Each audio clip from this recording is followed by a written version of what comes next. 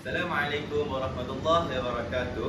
Kami dari kumpulan 2 kelas 9 dan saya Fahmi Hakim bin Abdul Salam. Saya Muhammad Haris Haikal bin Cik Basri. Dan saya Muhammad Ammar bin Muhammad Rani. Hari ini kami akan membincangkan satu artikel yang bertajuk Pemikiran Pendidikan Islam ala Melayu. Harap anda semua gembira dengan video kami. Terima kasih kepada Haris dan Ammar. Hari ini saya akan menerangkan mengenai keutuhan wacana. Apa itu keutuhan wacana? Menurut Kamus Dewan edisi keempat, keutuhan wacana bermaksud suatu kesatuan ucapan, pertuturan dan percakapan. Manakala menurut Husain Fatih 2016, keutuhan wacana membawa maksud sebagai kesatuan bahasa lisan maupun tulisan yang memiliki pertautan atau hubungan antara bahagian kohensi, berkepaduan atau koheran dan bermakna yang digunakan untuk berkomunikasi dalam konteks sosial. Dalam keutuhan wacana terdapat dua aspek penting untuk menghasilkan wacana yang utuh, iaitu mengikut urutan atau koheran yang bermaksud kesinambungan idea dan dapat difahami.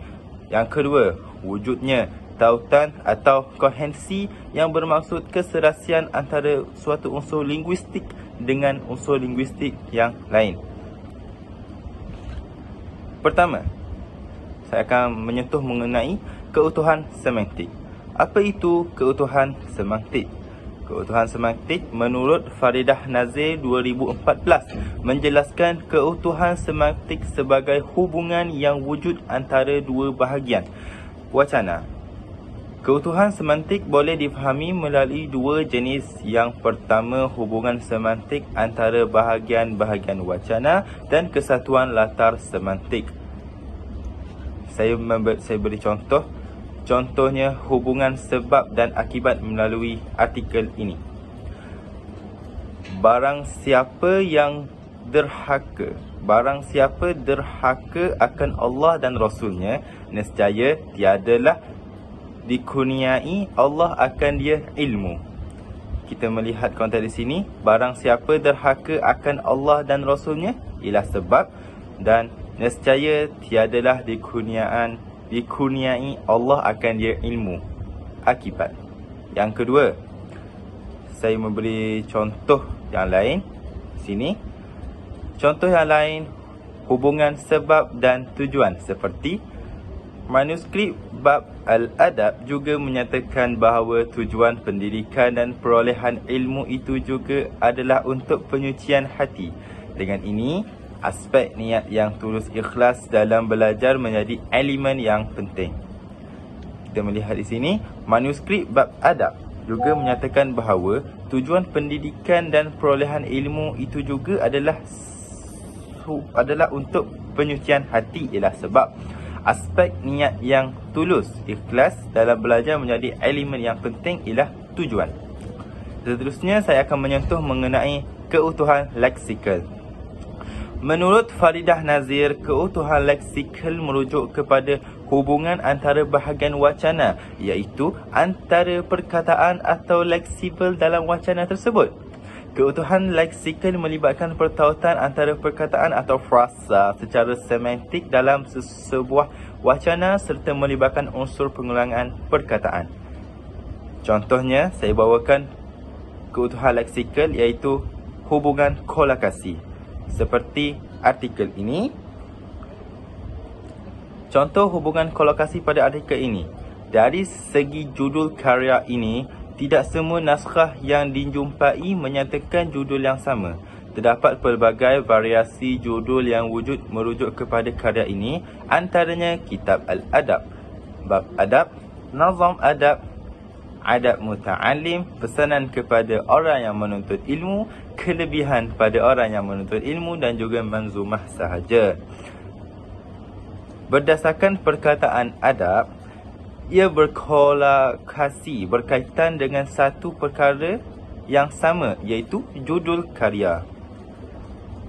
Selain itu, saya datangkan contoh keutuhan leksikal dari segi pengulangan. Seperti perbincangan ini muncul pada bait ketiga nazam ini. Penulis menyebut, adapun kemudian dari itu, maka telah berkata hamba Allah yang beroleh daripadanya, iaitu Muntajib namanya.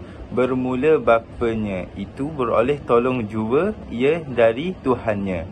Dalam contoh ayat dalam artikel tersebut, perkataan tolong digunakan secara berulang dengan perkataan penuh tanpa penambahan ibuhan dan tidak mengubah makna. Seterusnya, saya akan menyentuh pula mengenai keutuhan gramatikal. Menurut Abdullah Yusuf 2009, makna gramatikal adalah bidang kajian semantik yang mengkaji makna yang hadir daripada proses gramatikal seperti pengimbuhan, penggandaan dan pemajmukan. Manakala menurut Faridah Nazir 2014, keutuhan gramatikal merupakan hubungan wacana yang berkaitan dengan tata bahasa. Contohnya, penggunaan penanda rujukan yang terdapat dalam artikel ini mempunyai keutuhan gramatikal seperti penggunaan kata nama diri. Saya beri contohnya. Seterusnya, Syekh Daud juga menjelaskan dalam manuskrip tersebut tentang kepentingan para guru mengajar dan murid belajar berdasarkan kurikulum dan kaedah yang tepat. Beliau menjelaskan tentang ilmu, jenis dan matlamatnya yang terdiri daripada 14 jenis ilmu. Antaranya ialah ilmu nahwu, saraf, balaghah, mantiq, Al-Quran dan tafsir, hadis, fiqh, usul fiqh, bada', arud, usul, aqidah, tasawuf, falak dan hisab. Perkataan beliau merupakan penanda rujukan untuk mengganti nama bagi Syekh Daud. Selain itu, terdapat juga penanda penghubungan yang berfungsi untuk menjalinkan perkataan dengan perkataan, frasa dengan frasa, klausa dengan klausa dan ayat dengan ayat. Contohnya, petikan pada artikel ini. Walaupun manuskrip ini terdapat 32 bait nazam sahaja, namun aspek pemikiran pendidikan Islam agak menarik untuk diteliti lanjut. Secara umumnya, manuskrip ini menekankan tentang kepentingan pendidikan dan ianya bertujuan untuk menghidupkan dan mengetahui hukum syarak. Menuntut ilmu dan terlibat dalam aktiviti pendidikan merupakan suatu kefarduan kepada seluruh umat Islam. Selain itu, aspek lain pemikiran pendidikan Islam yang dikemukakan ialah tujuan pendidikan, persoalan niat dalam pendidikan dan juga kategori pelajar. Artikel tersebut mempunyai penanda penghubung untuk mengembangkan idea seperti perkataan dan serta mempunyai penanda penghubung untuk penghuraian seperti selain itu. Seterusnya, saya akan masuk mengenai keutuhan fonologi. Menurut Kamus Dewan 2007, keutuhan fonologi memberi maksud sebagai perihal tentang sifat atau keadaan utuh, kebulatan atau kesempurnaan. Menurut Faridah Nazir pula, keutuhan fonologi yang terdapat dalam suatu wacana lisan dapat dilihat dari segi hentian suara, nada suara dan intonasi suara. Intonasi dapat menimbulkan hubungan semantik di antara bahagian wacana. Contohnya, persoalan niat menjadi perkara utama dikemukakan dalam manuskrip ini. Sebagai tajuknya, sebagai peringatan kepada penuntut ilmu. Karya ini mengingatkan pelajar akan peranan dan kepentingan niat yang tulus ikhlas dalam pendidikan. Ia juga mengingatkan jika belajar dengan niat yang salah, hal ini membawa banyak keburukan dan mendorong kepada maksiat. Manakala pada pihak guru pula tersalah dalam mengajar dengan niat yang buruk, mereka juga dikira bersubahat dengan belajar dalam kesalahan tersebut. Niat yang betul dalam belajar dan mengajar akan membantu guru dan murid menghidupkan agama dan meninggikan syariatnya serta meninggalkan amal ibadat seseorang. Seterusnya, saya menyerahkan kepada sahabat saya, Haris, untuk membentangkan topiknya pula. Assalamualaikum dan kita berjumpa lagi. Terima kasih diucapkan kepada saudara Fahmi atas pembentangannya sebentar tadi. Dan bersama saya, kita akan teruskan perbincangan kita tentang tajuk sumber rujukan. Apa itu sumber rujukan? Baiklah, kita akan menerusi satu persatu demi perkataan.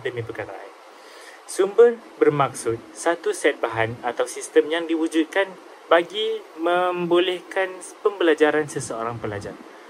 Baiklah, sumber terbahagi kepada dua, iaitu sumber primer dan sumber sekunder. Apa itu sumber primer? Sumber primer bermaksud satu kerja hasil asal yang mempunyai kesahan, kebolehpercayaan dan kontekstual. Contohnya, dokumen rasmi kerajaan, dokumen rasmi arsip, diari dan biografi. Manakala sumber sekunder bermaksud sumber yang memberikan akses kepada sumber primer melalui perkhidmatan, melalui abstrak dan indeks. Manakala kita beralih kepada perkataan rujukan, rujukan bermaksud keterangan lanjutan mengenai sesuatu perkara, iaitu buku dan lain-lain. Sumber untuk dirujuk dan contohnya nota kaki dan juga glosari. Rujukan juga dikenali sebagai perbuatan memberi kredit atau menyebut nama seseorang pada hujung penulisan. Ini adalah untuk mengelakkan daripada penulisan atau karya seseorang dicuri dan diplagiat. Kita akan beralih kepada kemahiran menulis rujukan. Terdapat pelbagai teknik dalam menulis rujukan seperti American Psychological Association, iaitu APA, yang sedang dipakai oleh penulisan rasmi kita buat masa sekarang. Seterusnya, Modern Language Association, iaitu MLA, Chicago Citation, iaitu CCS dan sebagainya. Namun hari ini kita akan membincangkan tentang APA, iaitu American Psychological Association, kerana ia merupakan satu daripada sukatan kursus kita pada hari ini. Dalam rujukan membuat teks, rujukan dalam teks, ada beberapa perkara atau perkataan yang perlu dikenal pasti semasa menulis rujukan dalam teks, iaitu yang pertama, sitasi. Sitasi bermaksud nama-nama penulis atau sumber yang dinyatakan dalam penulisan ataupun hasil karya. Yang kedua, rujukan. Rujukan bermaksud senarai maklumat rujukan untuk nama-nama yang telah dinyatakan dalam petikan yang muncul dalam akhir penulisan. Manakala yang ketiga, iaitu bilangan. Iaitu bilangan rujukan. Bilangan rujukan bermaksud ia perlu sama dengan bilangan sitasi yang dinyatakan, iaitu bilangan rujukan harus sama dengan bilangan sitasi yang dinyatakan. Baiklah, kita akan teruskan perbincangan dengan cara menulis sitasi dalam teks. Saya akan berikan contoh terlebih dahulu. Penerimaan Islam oleh masyarakat di alam Melayu telah membawa kepada perkembangan pendidikan dan proses pendemokrasian ilmu kepada segenap lapisan masyarakat. Dalam kurungan Al-Atas 2011, Muhammad Anwar 2017. Jika anda dapat lihat, perkataan Al-Atas 2011 dan Muhammad Anwar 2017 telah di-highlightkan, telah tebalkan dalam penulisan itu kerana ia merupakan sitasi dalam teks tersebut.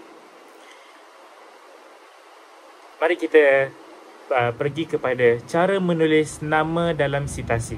Kita akan membincangkan tentang luar negara dahulu. Saya akan memberikan contoh.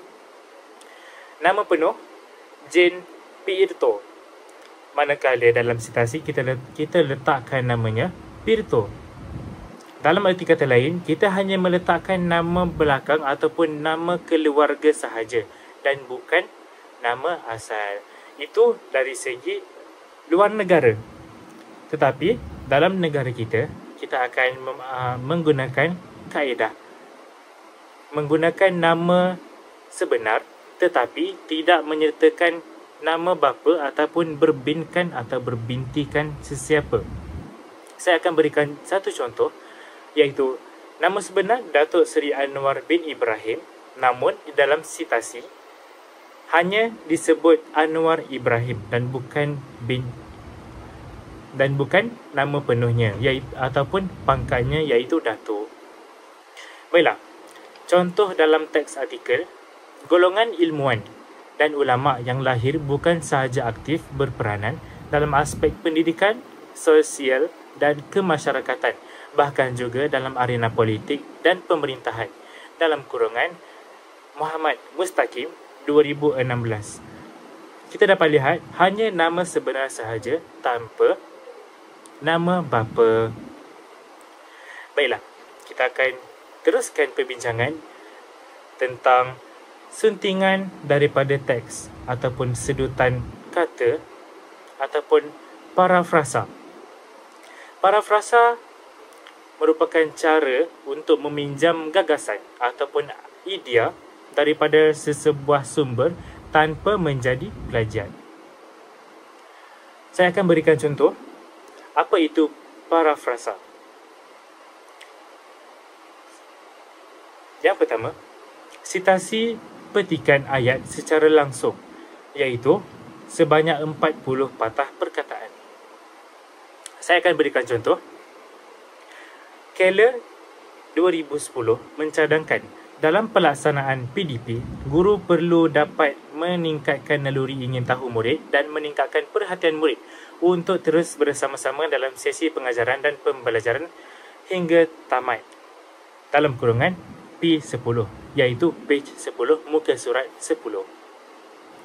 Ia terus mengambil daripada teks, tidak mengubahnya, tetapi ia menyebut muka surat yang terdapat dalam buku tersebut.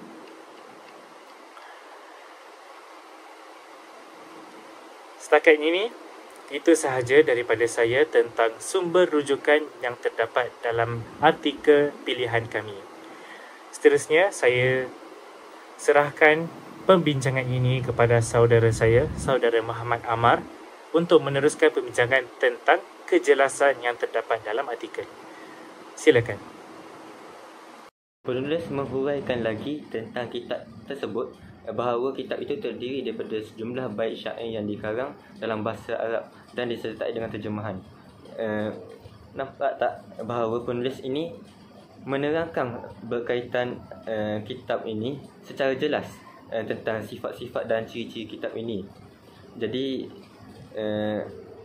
apa yang kita dapat daripada penulis ini ialah kita ingin menulis sesuatu perkara, haruslah berhati-hati supaya tidak terpesong kepada isi lain. Jika kita ingin menulis sesuatu perkara, kita haruslah membuat penelitian terlebih dahulu. Jika tidak, ianya berkemungkinan akan menyebabkan gangguan kepada pembaca. Jadi sekian saja pembentangan saya. Maaf jika terdapat sebuah kekurangan. Yang baik datang daripada Allah dan yang buruk itu datang daripada kelemahan diri saya sendiri. Baiklah, terima kasih. Terima kasih kepada Haris atas pembentangannya sebentar tadi. Baiklah, saya akan menyambung pembentangan kumpulan kami berkaitan dengan kejelasan dalam penulisan. Yang pertama, saya akan bercakap mengenai konsep kejelasan. Baiklah, jelas ataupun kejelasan. Apa yang bermain di minda anda jika anda fikir tentang jelas? Bagi saya, jelas ini seolah-olah tiada unsur keraguan ataupun sempurna dan mudah difahami. Sebenarnya, dari segi istilah, kejelasan ini bererti mudah difahami dan dibaca, tidak memberi ruang untuk disalah tafsir serta tidak bersifat sama-sama dan kabur. Jadi, kita haruslah mempraktikkan konsep kejelasan ini dalam penulisan kita supaya pembaca mudah difahami mesej yang ingin disampaikan. Selain itu, sebagai seorang pelajar, saya harus mempraktikkan konsep kejelasan ini dalam kerja tugasan bertulis saya ataupun pentadsiran berterusan.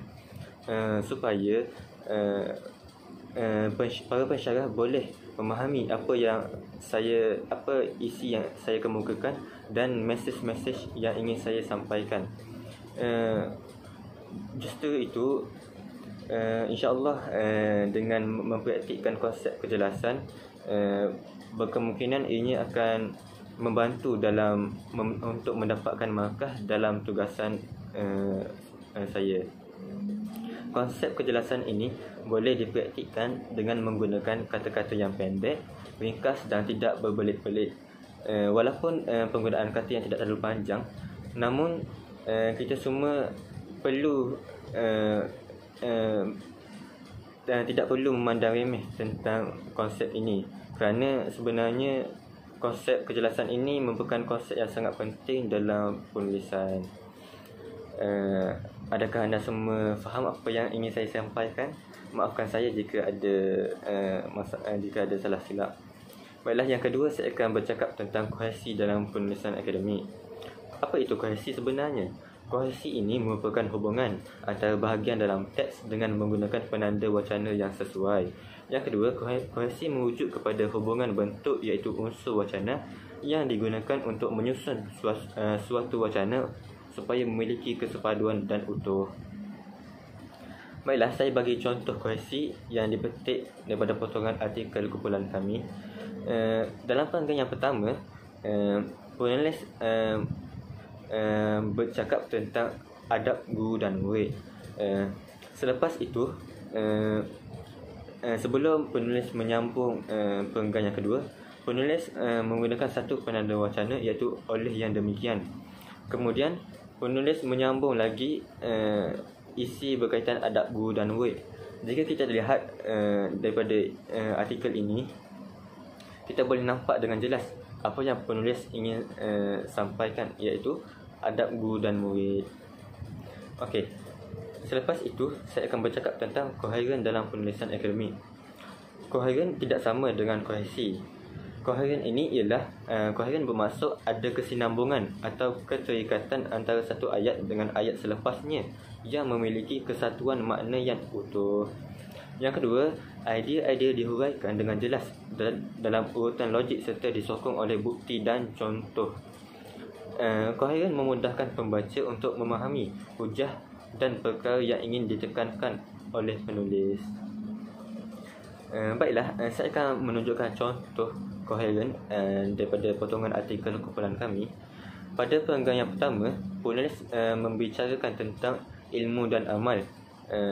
Antara ayatnya ialah ilmu yang dipelajari hendaklah diamalkan, khususnya untuk menunaikan segala kefarduan.